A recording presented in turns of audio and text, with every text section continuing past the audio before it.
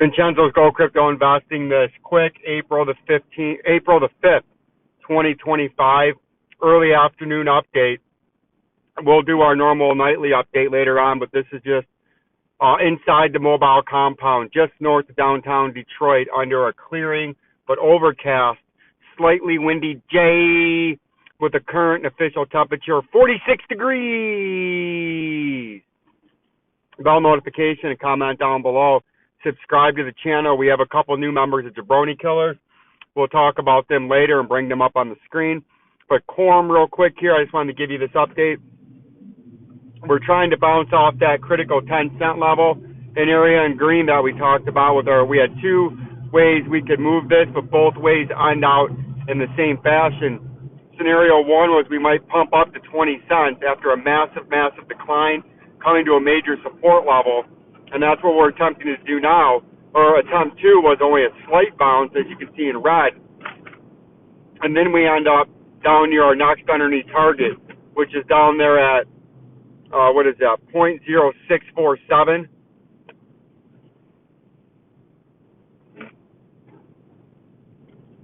And if we scroll that back out into the daily time frame, you can see what we're talking about. We've been on a big decline ever since it looks like this coin came out late last fall, about a month or two before the new year. And the technical and target and move of this particular coin hasn't changed. But we're currently sitting there at a major support level and attempting to bounce, and had a slight rally so far. So we'll follow through to see if this can't get above some of these moving averages in the daily time frame. But if we just delete that off there, you can see it a little clearer. So Coreum, that's what we're going to be watching the next couple of days to see if we can't get up over that overhead 50, or if it's going to get rejected by that descending 50 and then force you down back to that 10-cent level. And eventually, I believe you're going down towards that 6-cent level, right? XCM is the same thing. We got brought this coin during that big massive pump back here. We had a sneaky head and shoulders in the shorter time frame. It didn't really show itself in the daily time frame, but we had a technical target on the top part of this purple trading zone from that at 14.5 cents.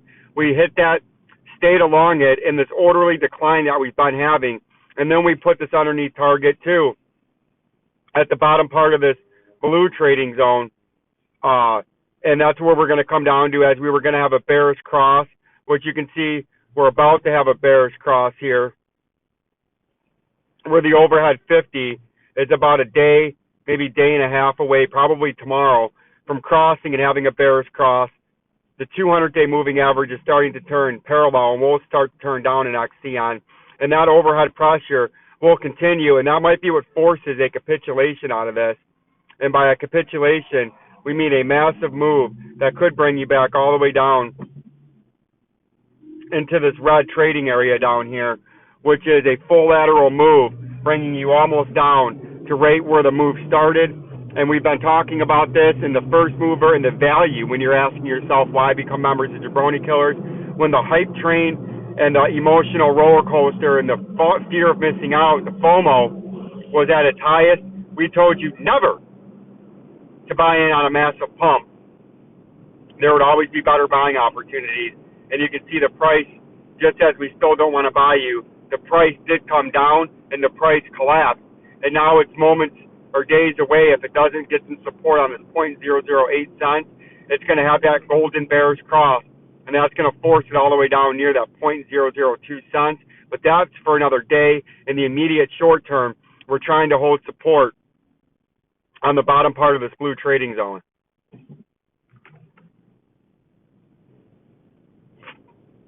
Another one that I wanted to talk about was Velo, because this one got brought to my attention by a beautiful member.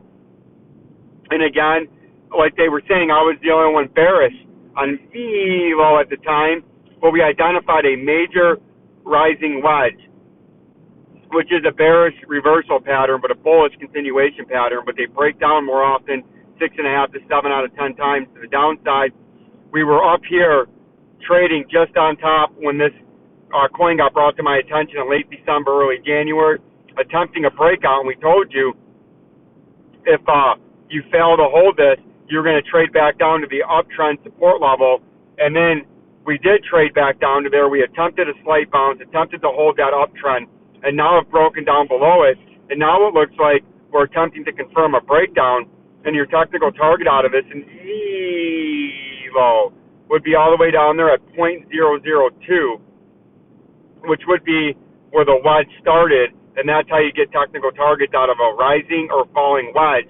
They break out the opposite way usually to where the pattern started, and in this case the pattern started on a rising wedge below the price, so that would bring you to a technical target down there and a technical breakdown, and that's something that we've been warning on for quite some time with the Velo.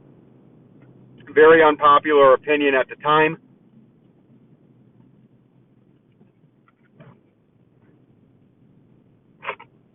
But as the days and the weeks have moved on, it continues to look like we were, again, with the first mover advantage and with the trust, truth, and education that we're built upon here with you, the audience, the most important members.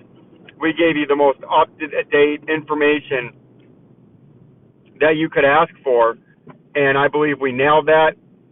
And then if we wrap up this is just a short video. If we wrap up the major coins, the XRP, you can see the XRP price hasn't really changed all that much. We're still sitting at the at the neckline there in purple, which is at about $2.09. We're attempting to hold that with a slight bounce.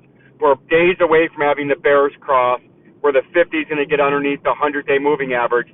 And I believe that's going to be what drives you down below the 200-day moving average finally, confirms a breakdown from the neckline, and eventually leads you to that technical target of $1.29 that we've been talking about.